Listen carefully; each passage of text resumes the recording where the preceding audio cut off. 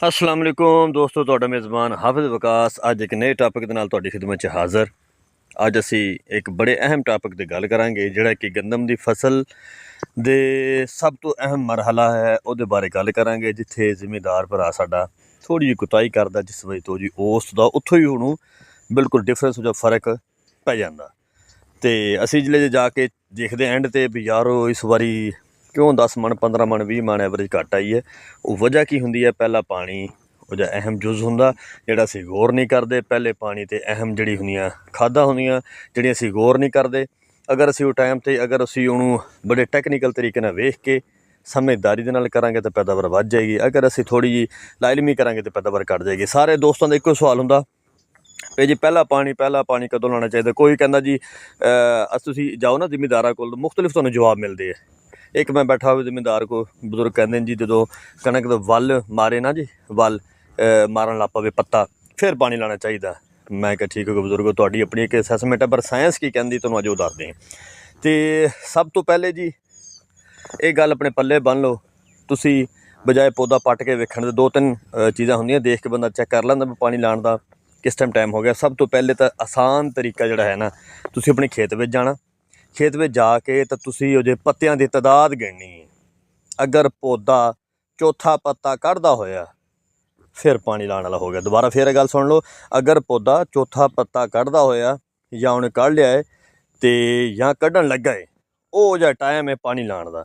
ਅਗਰ ਅਸੀਂ ਉਸ ਟਾਈਮ ਕੁਤਾਹੀ ਕਰਾਂਗੇ ਤਾਂ ਸਾਡੀਆਂ ਜਿਹੜੀਆਂ ਸ਼ਾਖਾਂ ਜਿਹੜੀਆਂ ਉਹ ਨਹੀਂ ਬਣਨਗੀਆਂ। ਅਗਰ ਅਸੀਂ ਲੇਟ ਪਾਣੀ ਲਾਵਾਂਗੇ ਤਾਂ ਸ਼ਾਖਾਂ ਮਰਹਲਾ ਜਿਹੜਾ ਸੀਗਾ ਅਸੀਂ ਉਹ ਜ਼ਾਇਆ ਕਰ ਲਵਾਂਗੇ। ਜਿਹੜੇ ਸ਼ਾਖਾ ਨਹੀਂ ਬਣਨੀਆਂ ਸਿੱਟੇ ਘੱਟ ਬਣਨੇ ਤਾਂ ਆਟੋਮੈਟਿਕ ਪੈਦਾਵਾਰ ਤੁਹਾਡੀ ਘੱਟ ਬਣਨੀ।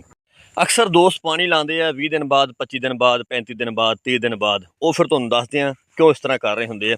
ਜਿਹੜਾ ਹੈ ਜਨੂਬੀ ਪੰਜਾਬ ਉਹਦੇ ਵਿੱਚ ਰੇਤਲੀ ਰਕਬੇ ਜ਼ਿਆਦਾ ਨੇ ਅਤੇ ਇੱਥੇ ਜਿਹੜਾ ਹੈ ਪਾਣੀ ਜਲਦੀ ਲੱਗਦਾ 20 ਦਿਨ ਬਾਅਦ ਲੱਗਦਾ। ਹੱਦ ਕੋ ਹੋਵੇ 22 ਦਿਨ ਬਾਅਦ 24-25 ਦਿਨ ਬਾਅਦ ਪਾਣੀ ਲਾਉਣਾ ਮਜਬੂਰੀ ਬਣ ਜਾਂਦੀ ਹੈ ਕਿਉਂਕਿ ਜ਼ਮੀਨ ਰੇਤਲੀ ਹੈ ਅਤੇ ਉਹ ਪਾਣੀ ਮੰਗਣਾ ਸ਼ੁਰੂ ਕਰ ਲੈਂਦੀ ਹੈ।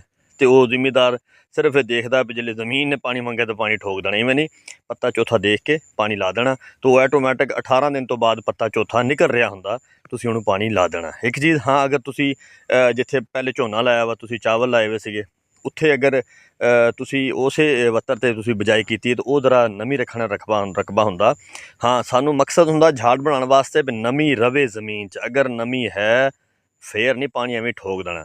ਅਗਰ ਨਮੀ ਨਹੀਂ ਹੈ ਫਿਰ ਪਾਣੀ ਠੋਕਣਾ। ਅਤੇ ਮਕਸਦ ਇਹ ਕਈ ਦਫਾ ਨਮੀ ਰਹਿੰਦੀ ਹੈ ਅਸੀਂ ਬਾਰ ਉਹਨੂੰ ਪਾਣੀ ਲਾ ਕੇ ਵੀ ਉਹਨੂੰ ਖ਼ਰਾਬ ਨਹੀਂ ਕਰਨਾ ਫਸਲ ਨੂੰ। ਅਤੇ ਇਹ ਤੁਸੀਂ ਆਪ ਮੁਸ਼ਾਹਦਾ ਕਰ ਲੈਣਾ। ਮੇਨ ਮਕਸਦ ਹੈ ਚੌਥਾ ਪੱਤਾ ਨਿਕਲੇ ਤੁਹਾਡੇ ਜ਼ਿਹਨ 'ਚ ਹੋਣਾ ਚਾਹੀਦਾ ਹੁਣ ਪਾਣੀ ਲੱਗਣ ਵਾਲਾ ਹੋ ਗਿਆ। ਬਾਕੀ ਹੁਣ ਤੁਸੀਂ ਫਿਰ ਜ਼ਮੀਨ ਨੂੰ ਮੁਆਇਨਾ ਕਰਨਾ ਕਿ ਅਗਰ ਜ਼ਮੀਨ ਰੇਤਲੀ ਹੈ ਤਾਂ ਉਹਨੂੰ 18 ਤੋਂ 20 ਦਿਨ ਬਾਅਦ ਪਾਣੀ ਲਾ ਦੇਣਾ। ਅਤੇ ਅਗਰ ਜ਼ਮੀਨ ਪੱਕੇ ਵੱਟਦੀ ਹੈ ਫਿਰ ਉਹਨੂੰ 30 ਤੋਂ 35 ਦਿਨ ਤੱਕ ਤੁਸੀਂ ਲਿਜਾ ਸਕਦੇ ਹੋ, ਫਿਰ ਉਹਨੂੰ ਪਾਣੀ ਲਾਉਣਾ। ਅਤੇ ਇਸ ਟਾਈਮ ਤੁਸੀਂ ਕੀ ਕਰਨਾ, ਜ਼ਿਆਦਾ ਤੋਂ ਜ਼ਿਆਦਾ ਸ਼ਾਖਾਂ ਕਢਾਉਣੀਆਂ। ਉਹ ਤੁਹਾਡੇ 'ਤੇ ਕਿੰਨੀਆਂ ਸ਼ਾਖਾਂ ਕਢਾਉਂਦੇ ਹੋ। ਪਹਿਲੇ ਪਾਣੀ 'ਤੇ ਕੋਸ਼ਿਸ਼ ਕਰੋ 1 ਗੱਟੂ ਯੂਰੀਆ ਦਾ ਲਾਜ਼ਮੀ ਸੱਟੋ।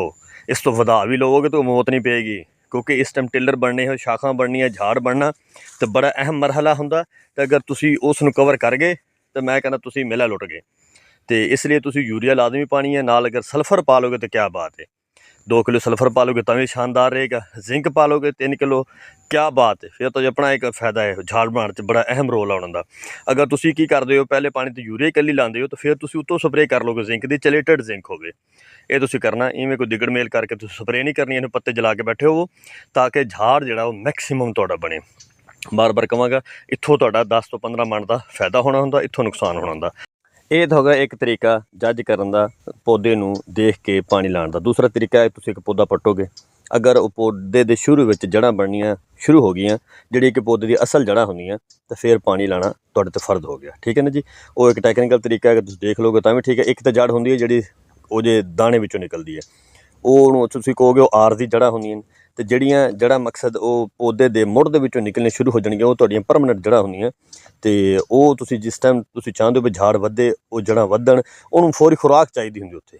ਉਹ ਤੁਸੀਂ ਪਾਣੀ ਲਾ ਕੇ ਖੁਰਾਕ ਮੁਹੱਈਆ ਕਰੋਗੇ ਤਾਂ ਕਿ ਮੈਕਸੀਮਮ ਤੁਹਾਡੀਆਂ ਜੜ੍ਹਾਂ ਨਿਕਲਣ, ਮੈਕਸੀਮਮ ਤੁਹਾਡਾ ਝਾੜ ਬਣੇ ਅਤੇ ਸ਼ਾਨਦਾਰ ਤੁਹਾਡੀ ਪੈਦਾਵਾਰ ਫਸਲ ਜਿਹੜੀ ਉਹ ਤੁਹਾਨੂੰ ਦੇਵੇ। ਅਤੇ ਇਸ ਤਰ੍ਹਾਂ ਦੇ ਇੰਸ਼ਾਅੱਲਾ ਨਵੇਂ ਟਾਪਿਕ ਨਾਲ ਅਸੀਂ ਹਾਜ਼ਰ ਹੋਵਾਂਗੇ। ਸਪਰੇਅ ਕਦੋਂ ਕਰਨੀ ਚਾਹੀਦੀ ਹੈ, ਕਿਹੜੀ ਕਰਨੀ ਚਾਹੀਦੀ ਹੈ ਅਤੇ ਕਿਹੜੀ ਜੜੀ ਬੂਟੀ ਵਾਸਤੇ ਕਿਹੜੀ ਸਪਰੇਅ ਉਹ ਦਰਕਾਰ ਹੁੰਦੀ ਹੈ। ਅਤੇ ਇੰਸ਼ਾਅੱਲਾ ਨੈਕਸਟ ਤੁਹਾਡੇ ਵੀਡੀਓ 'ਚ ਇੰਸ਼ਾਅੱਲਾ ਅਸੀਂ ਮਿਲਾਂਗੇ ਤੁਹਾਨੂੰ ਇਸੇ ਟਾਪਿਕ ਦੇ ਨਾਲ। ਅਤੇ ਆਪਣਾ ਤਾਂ ਆਪਣੇ ਫਸਲਾਂ ਦਾ ਖਿਆਲ ਰੱਖਿਓ ਜੀ। ਬਹੁਤ ਸ਼ੁਕਰੀਆ। ਸਾਨੂੰ ਇਜਾਜ਼ਤਾਂ ਦਿਓ ਜੀ। ਅੱਲਾ ਹਾਫਿਜ਼।